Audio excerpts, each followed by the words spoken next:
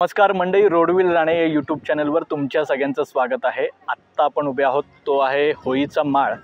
मागच्या भागात आपण वाघ दरवाजा, कुशावर्त तलाव, अष्टप्रधान मंडळाचे राहते वाडे आणि या सगळ्या गोष्टी पाहत आपण या ठिकाणून वर चढलो राईट। आणि मग आता तिथून येतो ते होळीच्या माळाकडे। होळीचा माळ म्हणजे काय? स्पष्ट आहे, माळ म्हणजे मोकळं रान किंवा मोकळी जागा आणि होळी म्हणजे जिथे होळी पेटवली जाते। तर जेव्हा रायगडावर महाराज आले, जेव्हा त्यांचं स्थलांतर राजगडाहून रायगडावर झालं, त्यानंतर जेव्हा जेव्हा रायगडावर होळीचा सण साजरा केला गेला, तो होळीच्या माळावर होळी पेटवली जायची आणि त्या काळी ती होळी पेटवल्यानंतर मानाचा नारळ त्यामध्ये ठेवला जायचा आणि तो मानाचा नारळ त्या पेटत्या होळीतून काढण्याची स्पर्धा असायची आणि ती स्पर्धा जो मावळा जिंकेल त्याला सोन्याचं कडं, घोड्याचा मान अशा पद्धतीने त्यावेळी तो मान दिला जायचा। आजही कोकणामध्ये मोठ्या प्रमाणात होळी किंवा शिमगा हा सण साजरा केला जातो। तर तो आहे हा होळीचा माळ। होळीचा माळ पाहिल्यानंतर आपल्याला कुठे जायचं आहे? तर राजसदरीकडे जायचं आहे। राजसदरीकडे जात असताना आपल्याला लागणार आहे तो म्हणजे नगारखाना। तत्पूर्वी महाराजांच्या या प्रतिमेचं दर्शन घ्यायचं। ठीक आहे, मागच्या वेळी तुम्हाला आठवत असेल की मी म्हटलं होतं की महाराजांच्या समाधीच्या इथे कुठलीही घोषणा, कुठलीही ललकारी द्यायची नाही, कारण महाराज तिकडे चिरनिद्रा घेत आहेत। मग ती घोषणा किंवा ती ललकारी देण्याची जागा कुठे, ती गारद देण्याची जागा कुठे? तर ती जागा ही आहे। आलं लक्षात? तर इथे काय म्हणतात, मनसोक्त महाराजांचा जय जयकार करा, अगदी असं म्हणतात तो आवाज दुमदुमत राहावा इतक्या मोठ्याने गर्जना करा। तर आपण काय करूया, आता पहिलं म्हणजे दर्शन घेऊया, कारण आता हा जो तुम्हाला कातळ खडकसुद्धा दिसतोय ना, तो सुद्धा अत्यंत महत्त्वाचा आहे। त्याच्या मागे सुद्धा संरक्षणात्मक रचना करण्यात आलेली आहे। ती रचना नेमकी काय आहे ती मी सांगतो। तत्पूर्वी आपण महाराजांचं दर्शन घेऊया आणि मग पुढच्या या मोहिमेला सुरुवात करूया। चला।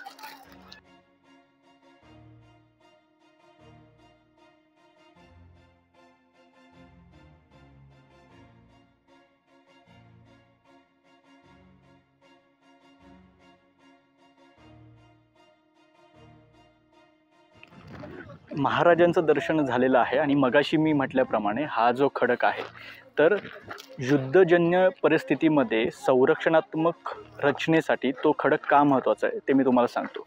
आता हा होळीचा माळ तुम्हाला दिसतोय, जो प्रचलित पायरी मार्ग आहे तो त्या बाजूने येतो। ठीक आहे, तिकडून समजा एखादा शत्रू होळीच्या माळापर्यंत आला जरी तरी गडावरची सगळ्यात प्रमुख वास्तू आहे बालेकिल्ला।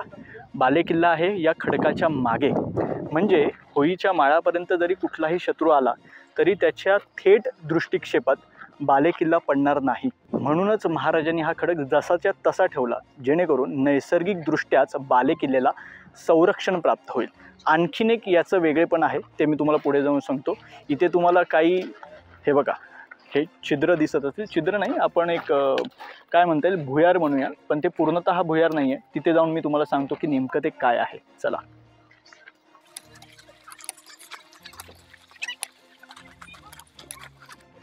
जसं संरक्षणाच्या दृष्टीनं हा कातळ खडक महत्त्वाचा आहे, तसंच पाणी व्यवस्थापनाच्या दृष्टीने हा जो भाग आहे तिथे सुद्धा आहे आणि इथे सुद्धा आहे। याचं विश्लेषण मी पुढे जाऊन देतो, कारण इथे सांगण्यासारखी परिस्थिती तशी नाही आहे। पुढे तसे खडक आहेत की जिथे मला तुम्हाला विश्लेषणात्मक गोष्टी सांगता येतील की हे पाणी व्यवस्थापनासाठी का गरजेचं आहे। आता हीच पायवाट घेऊन आपल्याला नगारखान्याच्या इथे जायचं आहे। ही बघा, ही जी डावीकडे वाट जाते ती पुन्हा एकदा रोपवेकडे जाते, म्हणजे रोपवेने आपण डाव्या बाजूला वळल्यानंतर मगाशी आपण अष्टप्रधान वाडे वगैरे सगळ्या गोष्टी पाहिल्या, तर ती ही वाट चालत इकडे येते आणि पुन्हा होळीच्या माळाला मिळते। आपण आता इथून पुन्हा नगारखान्याकडे जाऊया। चला।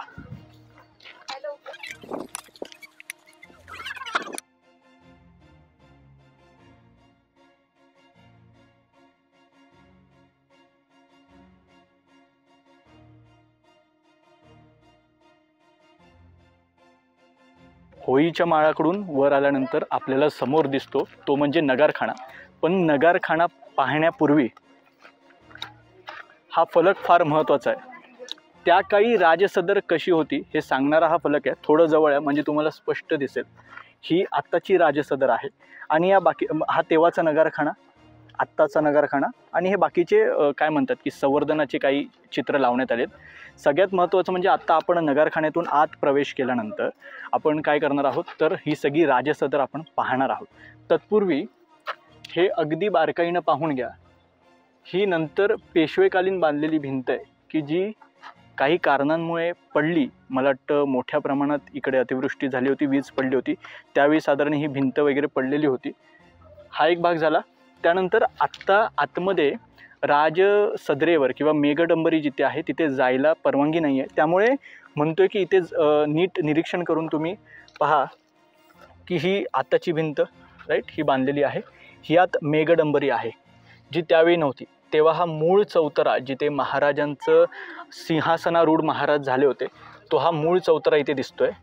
तो मूळ चौतरा दिसावा म्हणून या ठिकाणी स्लॅब बांधून इथे छोटीशी जागा केली आहे बघा. ती आजही आपल्याला तो मूळ चौतरा आतमध्ये पाहायला मिळतो. त्यानंतर तिथे मेघडंबरी आहे.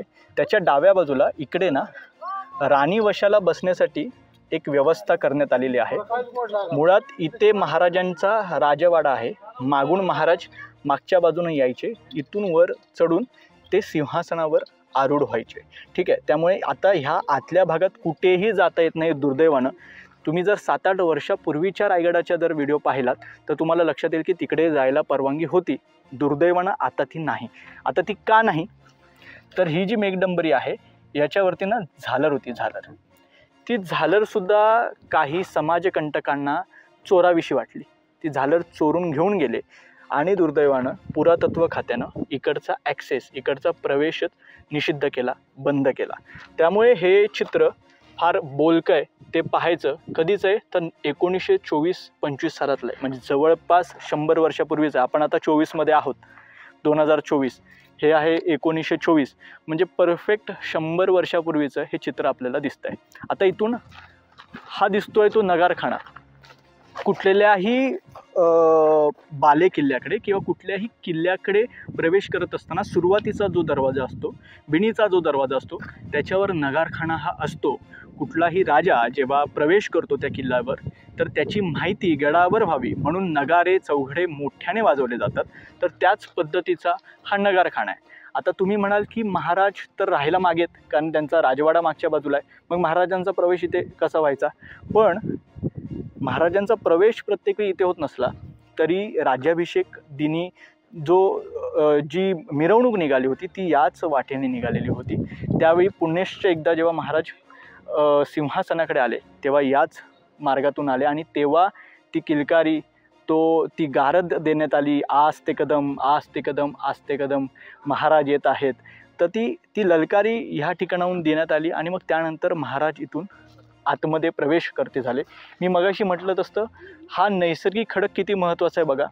त्याच्यामुळे थेट खाली होळीच्या माळावरून, आपण आता उंचावर आलो आहे थोडं, होळीच्या माळावरून नगारखाना दृष्टिक्षेपातच पडत नाही, कारण हा प्रमुख दरवाजा आहे. हा पडला तर थेट तुम्हाला बालेकिल्ल्यावर ॲक्सेस मिळतो आहे आणि मग शत्रू किल्ल्यावर पूर्णतः कंट्रोल मिळवण्यास, ताबा मिळवण्यास सक्षम आहे. त्यामुळे हा दरवाजा तितकाच महत्त्वाचा आहे. आता इथे समोर या, ही आहे हत्ती दोणी. ठीक आहे. आता हत्ती दोणी का, तर हत्ती दोणी किंवा घोडा दोणी तुम्ही काही म्हणू शकता, दोन्ही म्हणूया, कारण मिरवणुकीच्या वेळी जेव्हा महाराजांसाठी हत्ती किंवा घोडे इथे तयार करण्यात आलेले होते, सजवण्यात आले होते, त्यांच्या पाण्याची व्यवस्था म्हणून ही हत्ती दोणी या ठिकाणी ठेवण्यात आलेली होती. त्यानंतर हा दगड मी तुम्हाला म्हटलं होतं तो का महत्त्वाचा आहे तो मी सांगेनच. तत्पूर्वी काय करूया, आपण नगारखान्यात प्रवेश करूया. नगारखान्यात प्रवेश करण्यापूर्वी तिथे तुम्हाला 2 शरभशिल्प दिसत असतील, त्यानंतर ही कमळ चिन्ह दिसत असतील. तुम्हाला महादरवाज्यावर मी सांगितलं कमळ चिन्ह म्हणजे संपन्नतेचं चिन्ह, म्हणजे या गडावर कुठलीही कमतरता नाही, ना ऐश्वर्याची आहे, ना धनधान्याची आहे, ना समाधानाची कमतरता आहे. सगळं काही इथे आहे. त्याचं प्रतीक म्हणजे हे कमळ चिन्ह. त्यानंतर शरभ शिल्प म्हणजे ताकदीचं प्रतीक. त्यामुळे हे शरभ आतमध्ये गेल्यानंतर आतल्या बाजूने तुम्हाला गंडभेरुंडाचं शिल्प दिसेल, तेही आपण आज जाऊन पाहूया. आता तुर्तास आपण या नगरखान्यातून प्रवेश करूया. चला.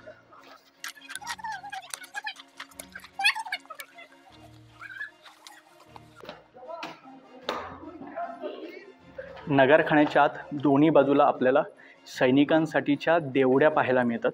ह्या देवड्या त्यांच्या विश्रांतीसाठी. ठीक आहे, आता इथे त्यांना पूर्णतः राहण्याची सोय करण्याची काही गरज नाही. अगदीच बाजूला राजसदर आहे, त्यामुळे केवळ आणि केवळ विश्रांतीसाठी म्हणून या ठिकाणी देवड्या ठेवण्यात आलेल्या आहेत. नगरखान्याच्या दरवाजासाठी सेकंड सुरक्षा म्हणून या ठिकाणी आगळे लावण्यासाठीची ही जागा. दरवाजाचे हे दगडी खांब अडकवण्याची जी जागा आहे ती आपल्याला इथे दिसते. आत्ता आपण काय करायचं की नगरखाना वरून कसा दिसतो तो एकदा पाहून येऊया. चला.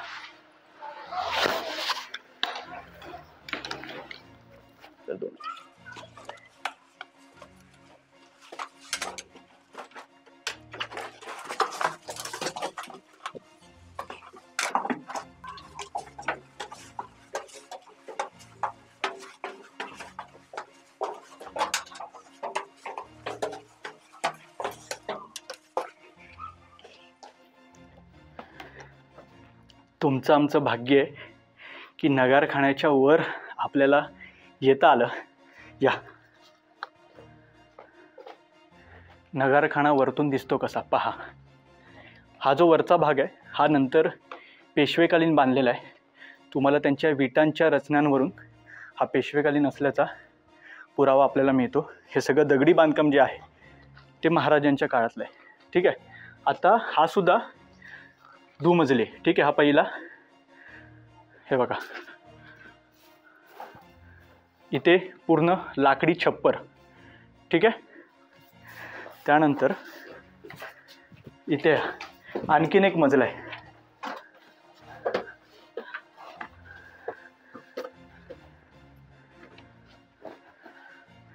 बरोबर.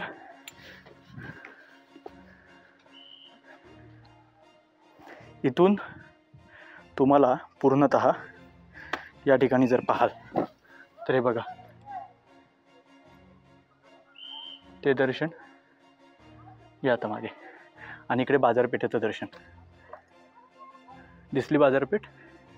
चला आता फार वेळ नको थांबूया, पण नगरखान्याचं दर्शन खास आपल्या सगळ्यांसाठी आपण सगळ्यांनी हे दर्शन घेतलेलं आहे. तुर्तास इथे बंदी आहे. बंदी असं म्हणता येणार नाही, पण बांधकाम सुरक्षित राहावं या दृष्टिकोनातून तिथे काही दगडं रचून ती वाट पूर्ण बंद करण्यात आली आहे. आपण थोडंसं उडी मारून आलो. पुढच्या वेळी मात्र मीही तुम्हाला वाट दाखवली आहे, त्यामुळे आपण पुन्हा यायचं प्रयत्न इथे करू नका. वाट पाहण्याचं एक काय म्हणतात सौख्य लाभलेलं आहे, तर तेवढं पुरेसं आहे. ठीक आहे. आणि ही वाट सगळ्यांना पाहता यावी एवढ्यासाठी म्हणून मी आलेलो आहे. याच्या पुढे मी सुद्धा येणं टाळेन. ठीक आहे. चला.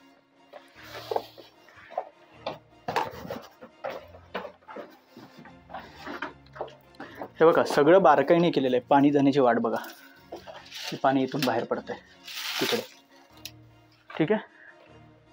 आता नगरखाना आतून पाहून झाला. आता बाहेरून कसा, आता नगरखाना आतून पाहून झाला. आता बाहेरून तो कसा दिसतोय, बाहेरून त्याची रचना कशी ती पाहूया. चला. मगाशी नगरखान्याच्या वरच्या बाजूला जाण्यासाठी घाई गडबडीत आपण तेवढ्या तितक्या नीट पाहिल्या नाही, पण हे कोनाडे तुम्हाला दिसत आहेत दिवे ठेवण्यासाठी किंवा मशाल तर नाही पण दिवे ठेवण्यासाठी, जेणेकरून प्रकाश या सगळ्या भागात राहील. आता इथून आतमध्ये प्रवेश केल्यानंतर आपल्याला ही संपूर्ण राजसभा दिसते. समोर महाराजांची मेघडंबरी आहे. तत्पूर्वी तिथे जाण्याच्या आधी उजव्या बाजूला आलात की तुम्हाला हा खडक दिसतो. या खडकाबद्दल जाणून घेऊच तत्पूर्वी अजून पुढे येऊया. या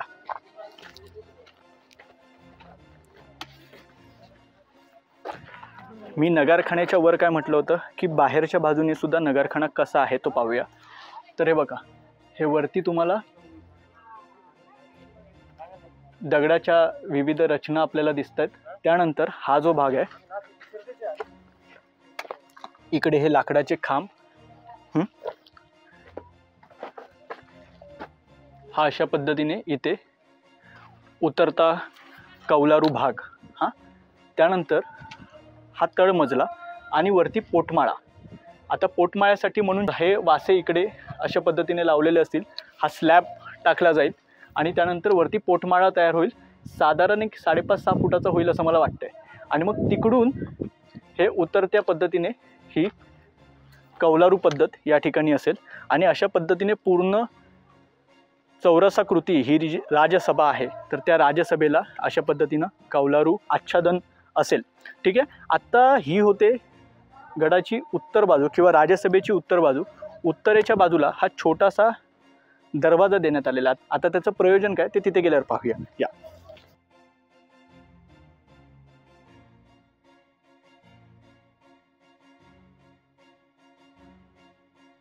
ही वाट थेट येते मगाशी जो आपण नैसर्गिकदृष्ट्या संरक्षणाला पूरक ठरणारा जो कातळ खडक म्हटला होता त्या कातळ खडकावर आपण आलेलो आहोत.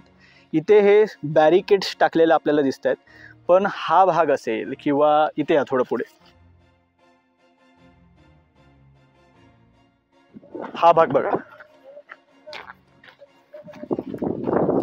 हे खोदीव टाकं तुम्हाला दिसते आणि मगाशी होळीच्या माळावरून येताना मी तुम्हाला ते खोदीव टाकं दाखवलं. या खोदीव टाक्यांचं नियोजन पाणी व्यवस्थापनासाठी केलं गेलं होतं.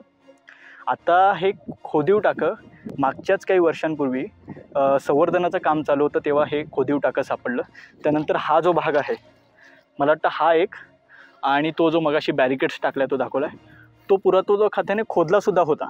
आणि त्यांना या ठिकाणी पाणी व्यवस्थापनाच्या दृष्टीने भुयारी अंतर्गत अशी आपण काय म्हणतो की पाईप दगडी पाईप वगैरे असल्याचं दिसून आलं होतं. पण दुर्दैवानं त्यांनी ते काम अर्धवट थांबवलं आणि हे अशा पद्धतीने बॅरिकेड्स टाकून ठेवले. पण उद्याच्या काळामध्ये ही अशी खोदलेली ही टाकी जर आपण पुनर्जीवित करू शकलो आणि जर महाराजांचं पाणी व्यवस्थापनाचं गमक शोधू शकलो त्याचं गुपित शोधू शकलो तर त्याहून मोठं आश्चर्य काय असणार आहे. पण आपल्याला ते करायचं नाही आहे दुर्दैवानं. चला पुन्हा त्या उत्तर दरवाजानं आत जाऊया आणि आपल्याला तो पूजेचा खडक पाहायचा आहे.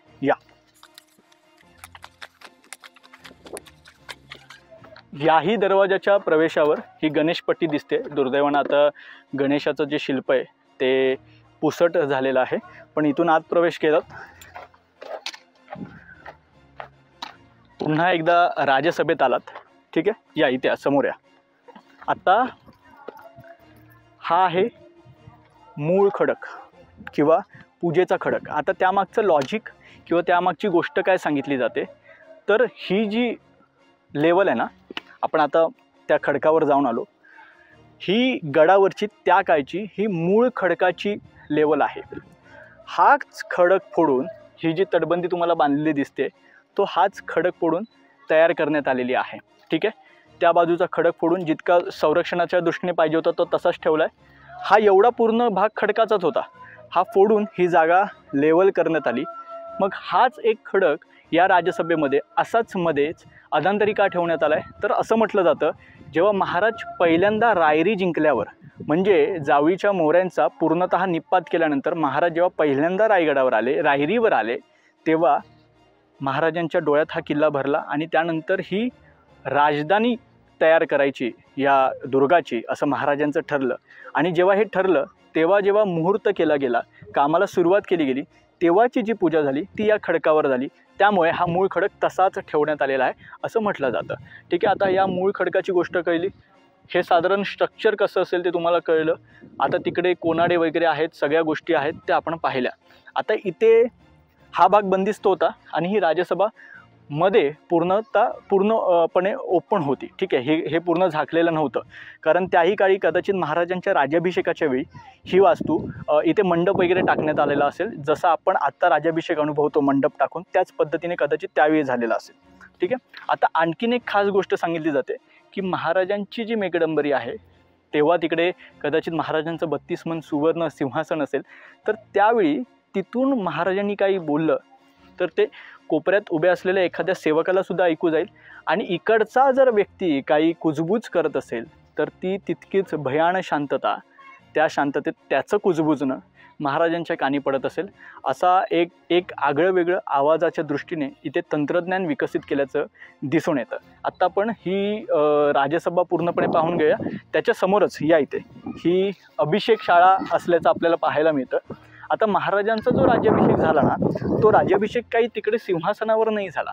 तो सगळा जो अभिषेक आहे तो या अभिषेक शाळेचे ते झाला. आपण तिकडे जाऊया आणि मग तिथे जाऊन माहिती घेऊया. या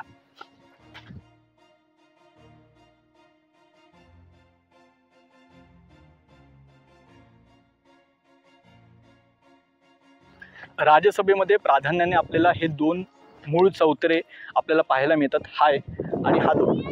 अभिषेक जेव्हा महाराजांचे झाले राज्याभिषेकाच्या वेळी, तेव्हा ते या सगळ्या ठिकाणी या अभिषेक शाळेमध्ये झाले असं म्हटलं जातं. मग आता हा चौतारा कुठला, तर अभिषेक झाल्यानंतर ही जागा तशीच होती. मग इथे न्याय निवाड्यासाठी ही जागा देण्यात आली, त्यामुळे इथे न्यायसभा बसवण्यात आली. आणि या ठिकाणी आपल्याला विद्वत सभा म्हणजे जे कोणी विद्वान काय म्हणतात की पंडित, प्रकांड पंडित आणि गागाभट्टांसारखे वेदो नारायण जी मोठी मंडळी यायची, तर त्यांच्या विद्वानांच्या ज्या बैठकी व्हायच्या त्या या विद्वत सभेत व्हायच्या असं म्हटलं जातं. ठीक आहे, हे दोन चौतारे आपण पाहिल्यानंतर आणखीन एक खास गोष्ट म्हणजे अभिषेक होत असताना महाराज ज्या लादीवर बसले होते, साधारण ती लादी तिकडे आपल्याला पडलेल्या धसलेल्या अवस्थेत पाहायला मिळते. तर मग आपण एक काम करू की पहिलं महाराजांचं दर्शन घेऊ, त्यानंतर आपण ती लादी पाहू आणि मग हा दक्षिणेकडचा जो दरवाजा आहे त्या दक्षिणेकडच्या दरवाजाकडून आपण आत जाऊया. हा दक्षिणेकडचा दरवाजा, तो उत्तरेकडचा दरवाजा म्हणजे. आणि बरं, हा सदर ए आम सामान्य लोकांसाठी जी सदर महाराजांची भरायची ती ह्या राजसभेत या सदर ए आममधून भरायची. आपल्याला सदर ए खास पाहिजे, ती मागे जाऊन पाहिजे, तिकडे जाऊयाच आपण. तत्पूर्वी आता आपण महाराजांचं दर्शन घेऊ, मग दक्षिण द्वारातून मागच्या बाजूला जाऊया. चला.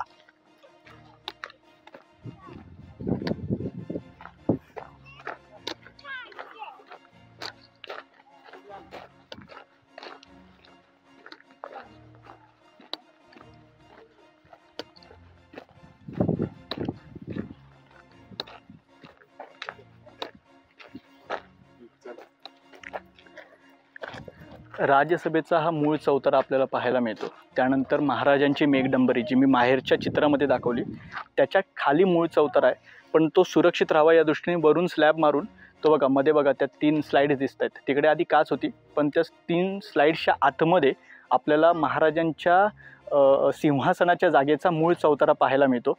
त्याच्यानंतर काही कालावधीनंतर तो फक्त चौतारा बांधण्यात आला. मग अनेक शिवप्रेमींचं असं म्हणणं होतं की तिथे महाराजांची एखादी मूर्ती, एखादं स्मारक किंवा एखादं शिल्प पाहिजे, त्यामुळे मग ही मेघडंबरी तयार करण्यात आली, फक्त मेघडंबरी. मग मेघडंबरी तयार करण्यात आल्यानंतर मग तिथे महाराजांचं शिल्प पाहिजे म्हणून काही वर्षानंतर तिथे महाराजांचं शिल्प बसवण्यात आलं. आणि आत्ता हे तुम्हाला हे राजसभेचं चित्र दिसतंय. त्याच्या मागच्या बाजूला सुद्धा काही पायऱ्या आहेत, आता तिथे आपल्याला जाता येत नाही.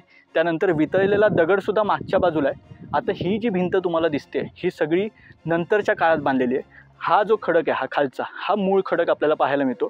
ही जी आता ही जागा आहे ही सुद्धा नंतरच्या काळात बांधलेली आहे. असं म्हटलं जातं की महाराजांच्या सिंहासनाच्या अगदी समोर या ठिकाणी कुठेतरी कारंज वगैरे बनवण्यात आलेलं होतं. तर एक म्हणतात ना की ती जी सभा असते तर त्याचं एक शानोशौकत किंवा त्याची एक श्रीमंती दिसावी त्यामधून, तर त्यासाठी म्हणून त्या पद्धतीनं कारंज तिकडे होतं. आणि आता मागच्या बाजूला तर आपल्याला जाता येत नाही, पण आपण मागच्या बाजूला जे दार आहे ते मात्र आपण दाखवू शकतो. तर आता इथून आपण पहिलं जे अभिषेक करत असतानाचं जी लादी होती ती तिथे धसलेल्या अवस्थेत आहे ती पाहूया आणि मग दक्षिण द्वारातून आतमध्ये जाऊया. चला.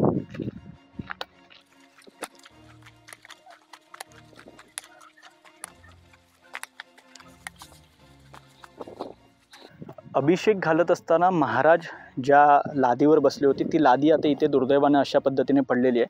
आता ही लादी अभिषेकाच्या वेळी का महाराज इथे कसं, तर महाराज या ठिकाणी तोंड करून समजा बसले असतील तर पाणी जाण्यासाठी, म्हणजे अभिषेक म्हणजे काय की तुमच्यावर पाण्याचा अभिषेक केला जातो, दुग्धाचा अभिषेक केला जातो, पंचामृताचा अभिषेक केला जातो, तर त्यावेळी तो पाणी वाहून मागच्या बाजूने जाईल अशा पद्धतीने ही सोय होती.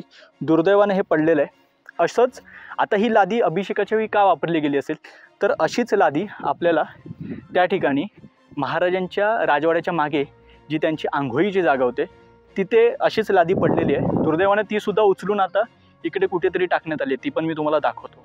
ठीक आहे, आता आपण दक्षिण द्वारातून आत जाऊया आणि बाकीच्या गोष्टी पाहून घेऊया. चला.